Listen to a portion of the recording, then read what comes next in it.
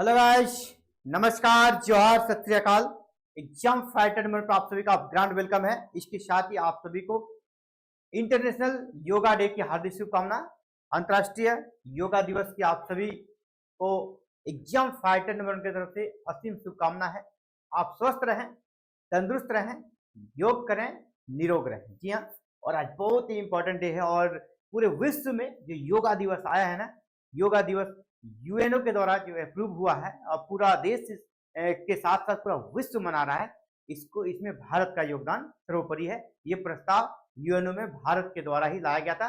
भारत के prime minister के द्वारा ही ये प्रस्ताव दिया गया था, इसीलिए भारत का योगदान काफी ज्यादा है। और आज इस शुभ दिन में हम लोग एक अलग उड़ान भरने के लिए तैयार हैं। जी हाँ, 14 जेपीएससी पीटी क्रैकर बैक है ना, ऑपरेशन जेपीएससी पीटी हमने अपने ऐप पर लॉन्च कर दी है। और अब आप सभी के लिए है ना, आप सभी के लिए यूट्यूब पे भी आपको हम सिलेबस कंप्लीट करने का प्रयास करेंगे। लेकिन यूट्यूब पे भी चलेगा, ऐप पे भी चलेगा। यूट्यूब में क्या होगा ना, आपको हम नोट्स नहीं दे पाएंगे, वहां आपको नोट्स भी मिल जाएगा।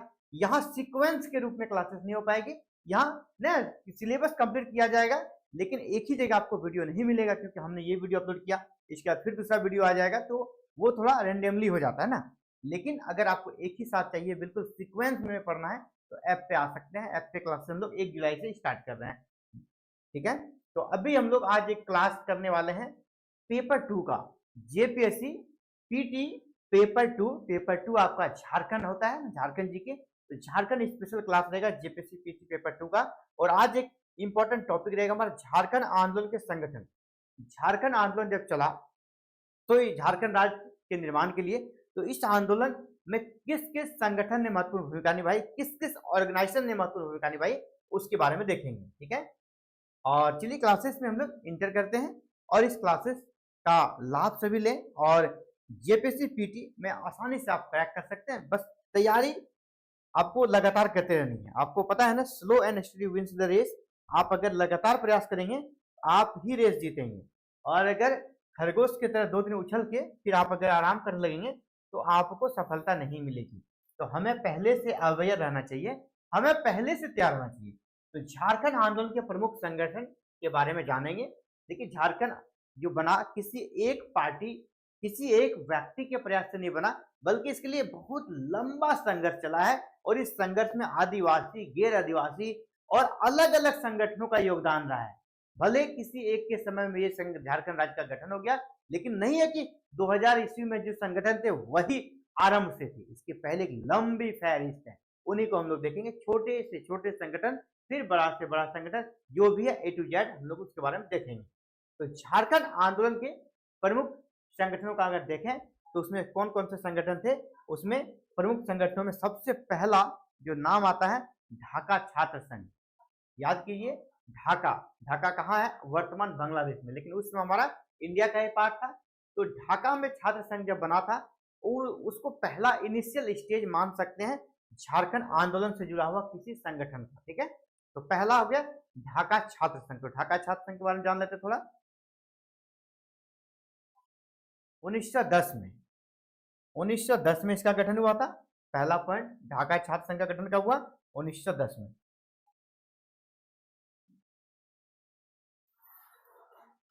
1910 में सेंट कोलंबस कॉलेज जो था, उसमें जे बर्थुलमन, ये नाम याद रखिएगा, 1910 को याद रखिएगा। और किस कॉलेज में बना था ये, सेंट कोलंबस कॉलेज में। जे बार्थोलोमेन एक ईसाई थे, क्रिश्चियन थे। उसने ईसाई मिशनरियों के सहयोग से, ठीक है, आदिवासी छात्रों की शिक्षा नीति के तहत ढाका छात्र संघ की स्थापना की थी। तो यहाँ पर योगदान किसका था, ईसाई मिशनरियों को। और आपको पता है ये देश, उस समय हमारा देश क्या था, अंग्रेजों का अधीन था। तो ईसाई मिशनरियों का यहाँ काफी बोलबाला था। और ये ईसाई थे, क्रिश्चियन थे, इसने ईसाई मिशनरियों का सहयोग लिया। 1910 में क्या बना दिया, ढाका छात्र संघ की स्थापना की। इस संघ ने क्या किया, धार्मिक और सांस्कृतिक रूप से छात्रों को एक किया। आपको पता है इंडिया में लोग है ना, धार्मिक रूप से काफी ज्यादा सेंसिटिव होते हैं, इसीलिए ये संगठन अच्छा कह सकते हैं राइज किया तुरंत, क्योंकि इसने धार्मिक और सांस्कृतिक रूप से सबको एक करने का प्रयास किया। और संगठन बनाकर विशेषकर आदिवासी छात्राओं के लिए शिक्षा और रोजगार के साथ स्वतंत्रता सबसे, लेकिन इसको हम स्वतंत्रता कम मानेंगे ना, उसमें स्वतंत्रता का जो इनका कह सकते कॉन्सेप्ट था वो बहुत ही लो लेवल पर, लेकिन था मुख्य रूप से इनका था शिक्षा और रोजगार। शिक्षा और रोजगार मिले, इसके उद्देश्य से संगठन की स्थापना की गई थी। आपका स्वतंत्रता का भी कॉन्सेप्ट था, लेकिन थोड़ा इसका जो लेवल था लो था। मुख्य फोकस था इनका शिक्षा और रोजगार। धार्मिक और सांस्कृतिक बेस पर उसे एक करने का प्रयास किया किसने? जे बार्थोलोमेन ने 1910 में, ठीक है, सेंट कोलंबस में। नेक्स्ट जो संगठन था उसके बारे में देखते हैं, यह छोटा नागपुर उन्नति समाज। अगला संगठन है छोटा नागपुर उन्नति समाज। तो ढाका में, यानी वर्तमान बांग्लादेश में, ढाका में विद्यार्थी परिषद की स्थापना की गई। ढाका में क्या बना? विद्यार्थी परिषद। इसकी एक शाखा रांची में भी खुली, जो हमारा झारखंड है की राजधानी है, वहां में भी एक शाखा खुली 1912 में। 1912 में वही जे बार्थोलोमेन, यहां भी है ना, 1912 में चाईबासा के रहने वाले थे वो जे बार्थोलोमेन, ढाका में विद्यार्थी परिषद की सभा में सम्मिलित हुए थे।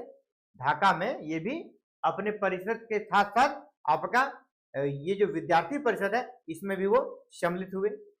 कहां पर? ढाका में।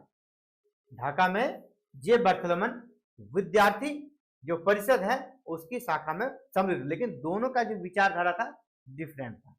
दोनों का, क्या वो जे बार्थोलोमेन का और आपका विद्यार्थी परिषद का, दोनों का विचारधारा अलग था। इसीलिए यहां से थोड़ा विवाद हुआ, और विवाद होने के बाद जे बार्थोलोमेन को निष्कासित कर दिया गया। 1915 में विद्यार्थी परिषद से बार्थोलोमेन को निष्कासित कर दिया गया, क्योंकि उनकी विचारधारा कुछ डिफरेंट थी, इन लोगों से मैच नहीं खाती थी, तो इनको निष्कासित कर दिया। कब? 1915 में जे बार्थोलोमेन को निष्कासित कर दिया गया। और इस जो विद्यार्थी परिषद है इसका नाम भी बदल दिया गया, और इसी विद्यार्थी परिषद का नाम को बदलकर छोटा नागपुर उन्नति समाज कर दिया गया। आपसे अगर ये पूछा जाए छोटा नागपुर उन्नति समाज का आरंभिक नाम क्या था, तो विद्यार्थी परिषद था, ठीक है। विद्यार्थी परिषद को ही छोटा नागपुर उन्नति समाज नाम दिया गया। इस समय अगर इसके प्रमुख नेताओं की बात करें, आरंभिक नेता कौन थे, तो जूलियस लकड़ा, पॉल दयाल, थेवले उरांव, बंदी उरांव इसके प्रमुख लीडर थे। हालांकि बाद में, और अगर लीडर की बात करें तो थेवले उरांव और पॉल दयाल ने इससे अलग होकर किसानों की एक पार्टी किसान सभा का गठन कर लिया। आगे हम लोग किसान सभा के बारे में जानेंगे, लेकिन किसान सभा का गठन जो किया इसी पार्टी के नेताओं, आपके कौन नेता है? आपके दो नेता हैं, थेवले उरांव और पॉल दयाल। थेवले उरांव और पॉल दयाल ने इससे अलग होकर अलग कह सकते संगठन बना लिया, जिसको किसान सभा का नाम दिया गया। देखिए विचारधारा लोगों का एक करना इतना आसान होता नहीं, ठीक है। वो भी उस दौर में और भी मुश्किल था, है ना, उस दौर में और भी मुश्किल था। इसीलिए देखिए संगठन बनता है फिर वो टूट जा रहा है, बन रहा है वो टूट, ऐसे ही चला है। झारखंड का आंदोलन का इतिहास ऐसे ही चला है। अब यहाँ अभी टूट हुआ और उसने क्या बना लिया? किसान सभा बना लिया, ठीक है। यानी इस संगठन में भी टूट आ गया। तो थोड़ा किसान सभा के बारे में जान लेते हैं। किसान सभा किसने बनाया? दो नेताओं ने। कौन दो नेता थे? पॉल दयाल और थेवले उरांव। किसान सभा थोड़ा क्या था ना, ये हिंसक प्रवृत्ति का था, ठीक है। यह हथियार उठाने में भी देर नहीं करता, ठीक है। बातचीत से कोई मुद्दा नहीं सुलझे कि तुरंत हथियार पे आ जाते थे। तो पॉल दयाल और थेवले उरांव ने आंदोलन में कृषकों की भूमिका कहा कि अनिवार्य होना चाहिए, इसीलिए किसान सभा का गठन किया। किसान सभा बल प्रयोग करने में भी हिचकती नहीं थी, ठीक है। यानी या अगर कहीं कोई प्रोटेस्ट कर रहे हैं तो वहां पे हिंसा भी भड़क सकता है, क्योंकि इनका थोड़ा थ्योरी अलग था, है ना। आप बहुत सारे पार्टीज को देखते हैं आज के डेट में भी, कुछ कह सकते लोकतांत्रिक चीजों में विश्वास करती है, कुछ बहुत जल्दी एग्रेसिव हो जाती है। तो इसके बाद का जो संगठन था इस किसान सभा के बाद, वो है आपका छोटा नागपुर कैथोलिक सभा। छोटा नागपुर कैथोलिक सभा की स्थापना की बात करें, छोटा नागपुर के आर्च बिशप के सहयोग से इस सभा का निर्माण हुआ, और इसके प्रमुख नेता जो थे जिसने इसका निर्माण किया वो थे इग्नेस बैक और बेनिफस लकड़ा। इग्नेस बैक और बेनिफस लकड़ा ने छोटा नागपुर कैथोलिक सभा की स्थापना की। यह सभा क्या करता था, धार्मिक और सामाजिक जागरूकता लोगों के बीच लाता था। इसके साथ ही साथ राजनीतिक गतिविधियों में भी यह काफी सक्रिय था। तो अगला संगठन आपका कौन सा था, छोटा नागपुर कैथोलिक सभा।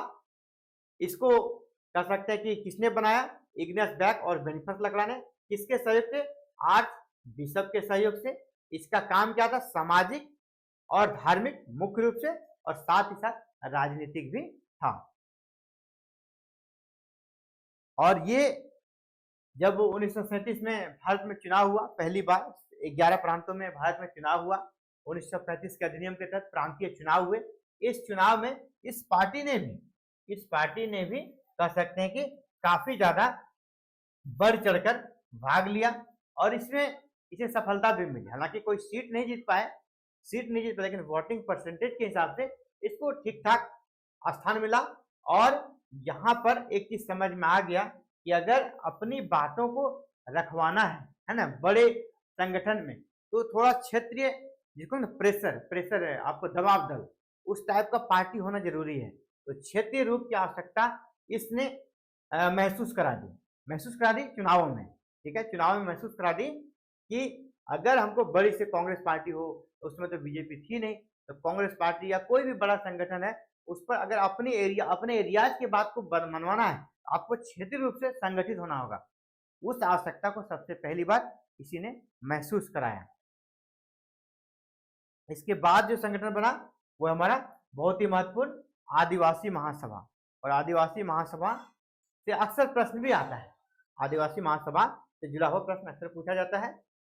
1937 में कांग्रेस को बहुमत मिला, 11 में से 6 प्रांतों में उनको पूर्ण बहुमत मिला, और टोटल देखा जाए तो 8 प्रांतों में उसने सरकार बनाई कांग्रेस पार्टी ने भारत में, 8 प्रांतों में 11 में से। तो चुनाव में कांग्रेस को बहुमत प्राप्त हुआ। तब इग्नेस बैक ने झारखंड में सक्रिय सभी छोटे बड़े संगठनों को एक मंच पर लाने की आवश्यकता महसूस की। मैंने पहले कहा कि आवश्यकता महसूस कर दी गई कि नहीं, क्षेत्रीय रूप से हमें मजबूत होना होगा।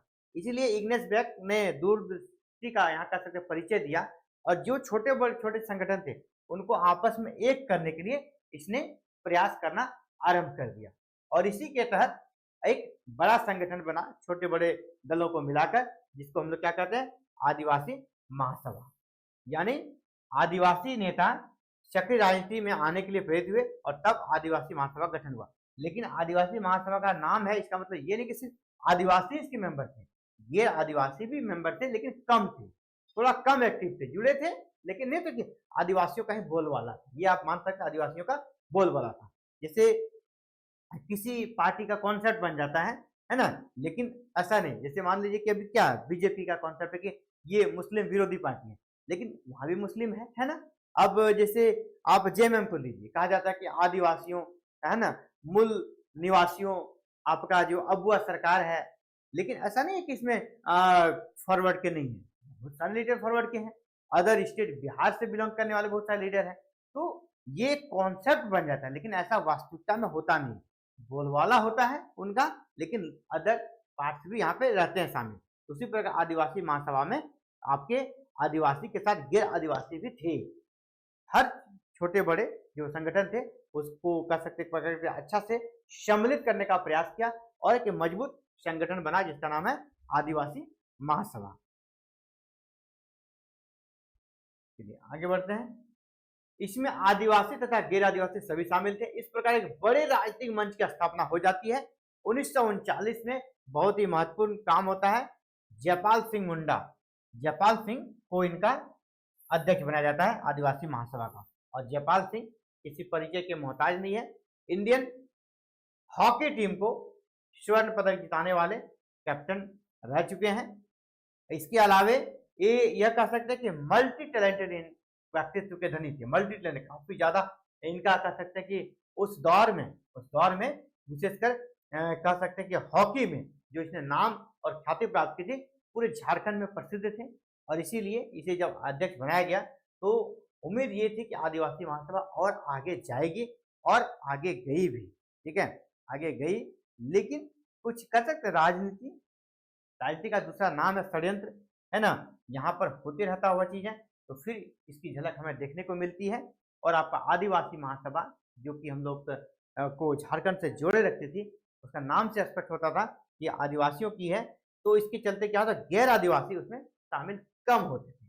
गैर आदिवासी इसमें शामिल कम होते थे, शामिल होते थे लेकिन संख्या कम थी। अब क्या किया, इसके नाम को ही बदल दिया गया। इसके नाम को बदल दिया झारखंड पार्टी, यानी आदिवासी महासभा का अगला नाम क्या हो गया, झारखंड पार्टी।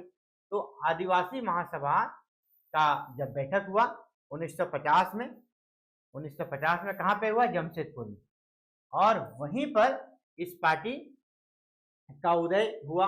क्योंकि उदय क्या होगा कि इस महासभा का नाम को ही बदलकर, आदिवासी महासभा का नाम बदलकर झारखंड पार्टी कर दिया। तो आपको ये पूछा जाएगा, झारखंड पार्टी का पूर्ववर्ती नाम क्या था, आदिवासी महासभा। आदिवासी महासभा का नाम बदलकर झारखंड पार्टी कब कर दिया गया, 1950 में। कहां पर किया गया, किस अधिवेशन में, तो जमशेदपुर में 1950 के अधिवेशन में किया गया। इस पार्टी का गठन का उद्देश्य, जिसे मैंने पहले कहा, इस गठन का उद्देश्य गैर आदिवासी लोगों को आंदोलन से पूरी लगन के साथ जोड़ना था। क्योंकि नाम से लगता था ना कि आदिवासी महासभा आदिवासियों के लिए है, तो गैर आदिवासी कम जुड़ रहे थे, और बगैर गैर आदिवासी को लिए कोई भी आंदोलन को हम लोग कह सकते नहीं मान सकते कि प्योर वो इस एरिया का आंदोलन है, क्योंकि यहाँ आदिवासी भी रह रहे हैं, गैर आदिवासी भी रह रहे हैं। तो दोनों को ऐड करने के लिए, दोनों को आपस में जोड़ने के लिए, सामंजस्य स्थापित करने के लिए आदिवासी महासभा का नाम को सबसे पहले बदल दिया।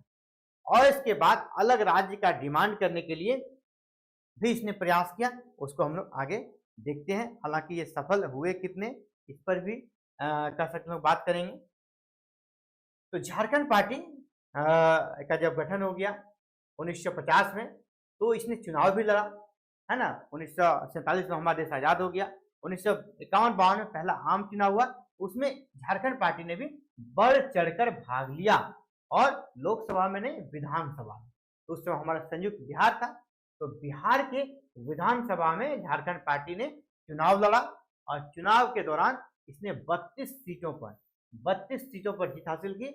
और कह सकते हैं कि अब अलग झारखंड राज्य का जो आंदोलन था, जो सड़कों पर था, वो अब सदन पे आ गया। अब 32 विधायक जीत के बिहार विधानसभा में चले गए।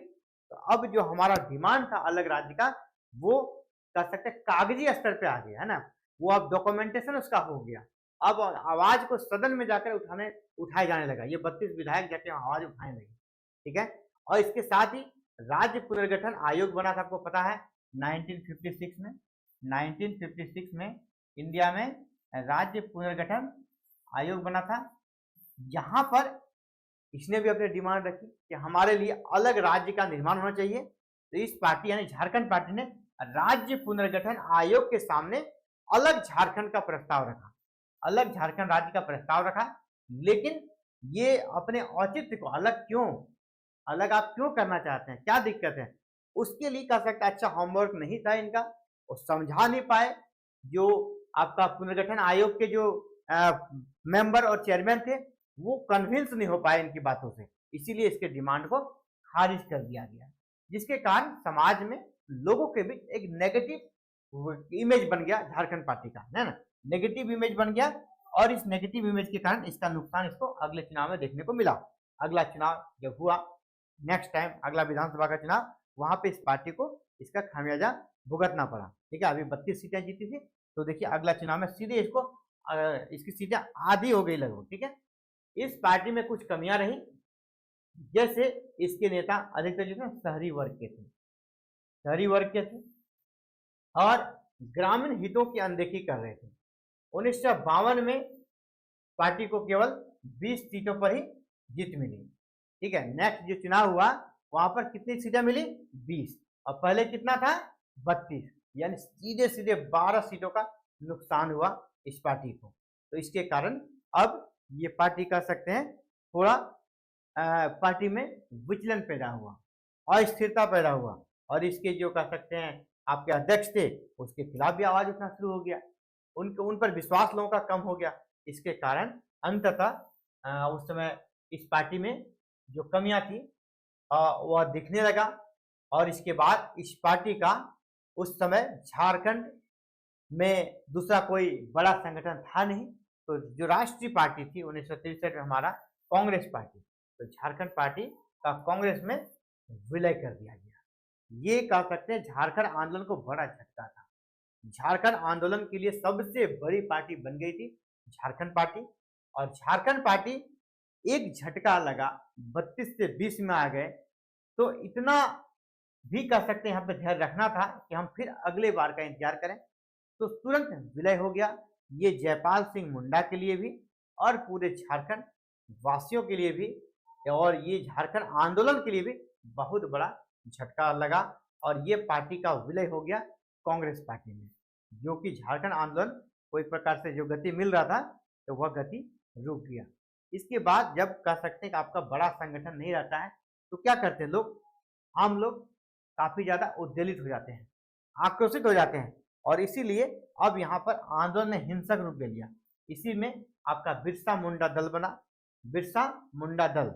यह दल हिंसक राजनीति में विश्वास करने लगा है ना, हिंसक तरीके से, क्योंकि देख लिया लोकतांत्रिक तरीके से करके अंततः इतना मेहनत करके इतना सजो करके जिस पार्टी को बनाया वो पार्टी जाके कांग्रेस में मिल गई।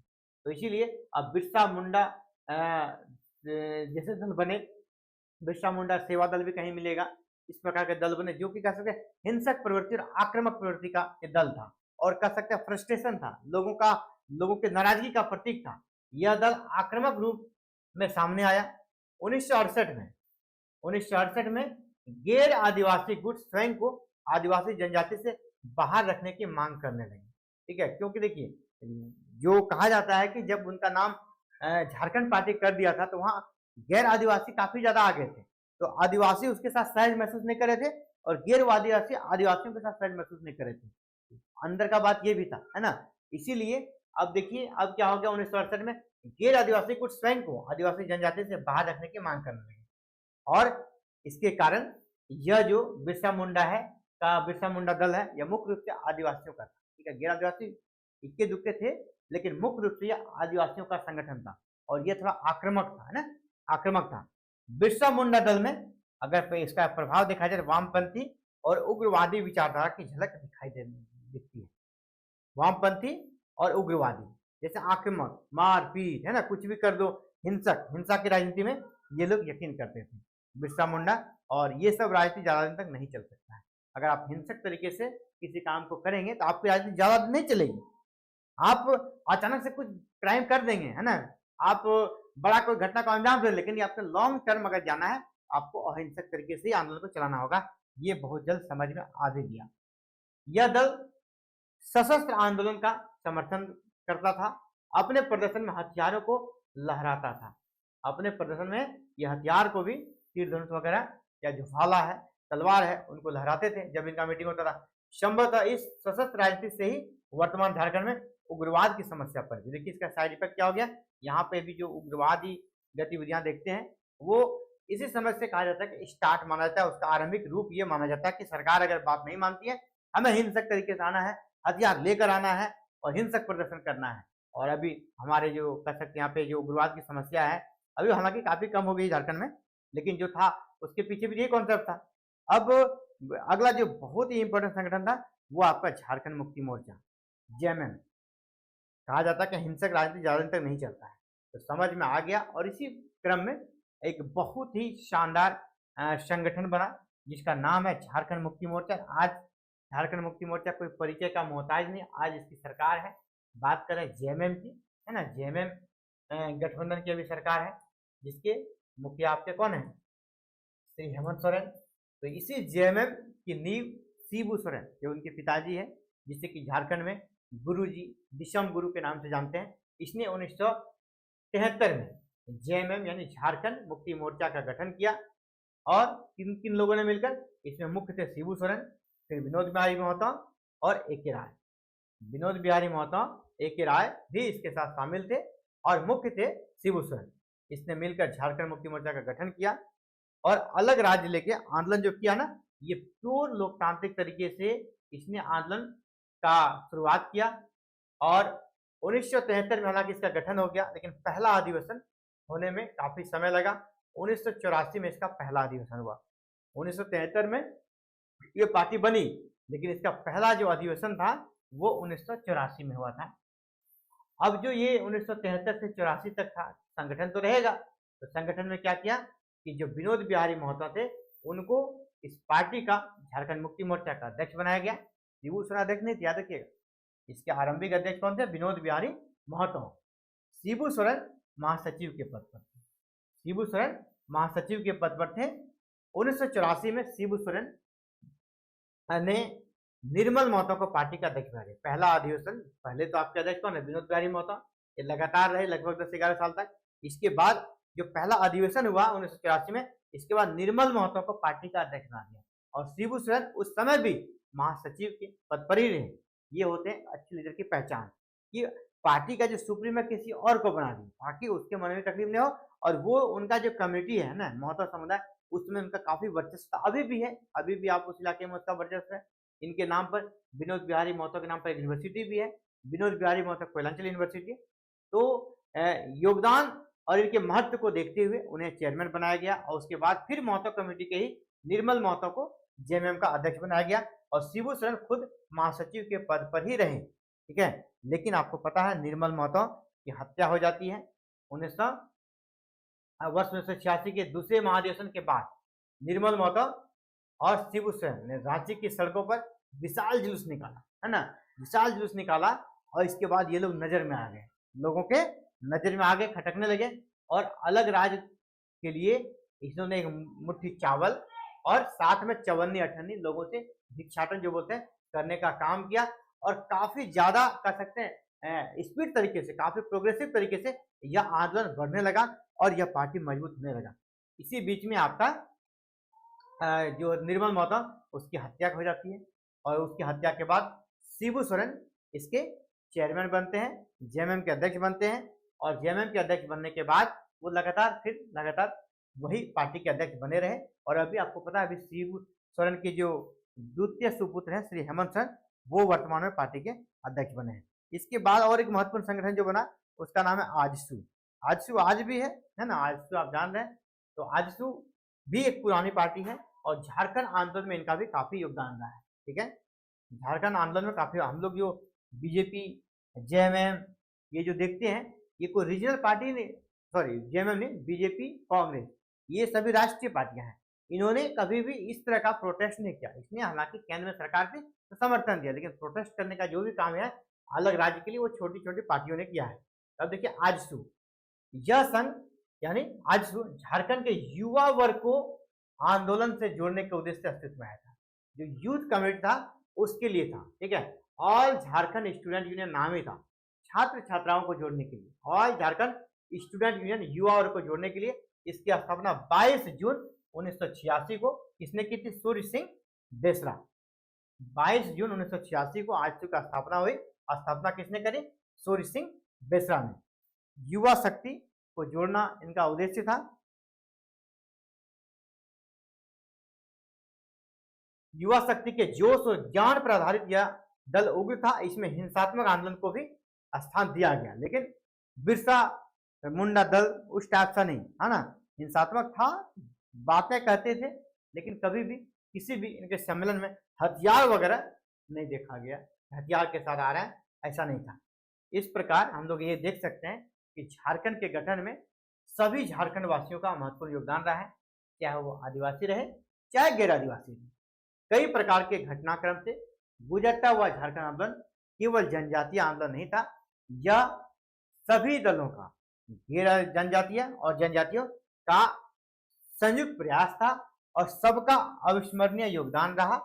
और अंततः 15 नवंबर 2000 को हमारा झारखंड बना। तो उसका पूरा सीक्वेंस हमको झारखंड आंदोलन का जब इतिहास पढ़ेंगे उसमें देखेंगे स्टेप बाय स्टेप। अभी सिर्फ आज का सेशन जो था संगठन, झारखंड आंदोलन में कौन कौन से संगठन जुड़े हुए थे इसके बारे में बात की। तो साथियों, अगर आप भी चाहते हैं जेपीएससी पीटी 14 जेपीएससी पीटी में अपना स्थान पक्का करना, आप भी चाहते हैं कि 14 जेपीएससी बिल्कुल क्रैक करना ही करना है, आप हमारे साथ जुड़ सकते हैं और हमारे साथ यूट्यूब पर भी जुड़ सकते हैं, जहां आपको क्लासेस रेगुलर तरीके से मिल जाएगी। इसके अलावा अगर सिस्टमेटिक रूप से आप हमसे जुड़ना चाहते हैं तो हमारा ऐप है एग्जाम फाइटर नंबर 1 ऐप। उस ऐप का लिंक इस वीडियो के डिस्क्रिप्शन में डाला गया है, उसको आप डाउनलोड कर लें और वहां पर हमने पीटी के लिए कोर्सेस आपके लिए लॉन्च कर रखी है और 1 जुलाई से आपके लिए क्लासेस वहां पर स्टार्ट हो जाएगी। तो आप चाहते हैं सिस्टमेटिक रंग से क्लासेस करें, आपको वहाँ पे लाइव क्लासेस, रिकॉर्डेड क्लासेस और इसके साथ ही आपको प्रैक्टिस सेट, है ना, प्रैक्टिस सेट एवरीथिंग आपको मिलेगा। और वहाँ आपको लाइव में सवाल भी पूछने का मौका मिल जाता है ना। यहाँ पे लाइव क्लासेस यूट्यूब पे नहीं हो पाती है, तो उन सभी का अगर आप फायदा लेना चाहते हैं तो ये आप हमारे ऐप पर आए। ये बैच चल रहा है 14 जेपीएससी न्यू बैच, नाम है आपका ऑपरेशन जेपीएससी पीटी बैच। सिर्फ 499 में आप इस क्लासेस का लाभ ले सकते हैं और क्लासेस 1 जुलाई से हम लोग आरंभ करेंगे। ठीक है, कोई भी क्वेरीज हो यहाँ पर नंबर दिया गया, आप कॉल कर सकते हैं। पेपर 1 और पेपर 2 दोनों की तैयारी कराई जाएगी, पेपर 1 और पेपर 2 की दोनों की तैयारी कराई जाएगी। और यहाँ पर पेपर 2 जो कि सफलता का कर सकते हैं चाबी है, पेपर 2 की जबरदस्त तैयारी होगी। पेपर 1 का डिटेल्स तैयारी कराया जाएगा, लेकिन आपको ये हम अभी से बता दें, पेपर 2 ही आपके सफलता का मूल मंत्र है। पेपर 2 को अच्छा करना है, सिलेक्शन पाना आसान है।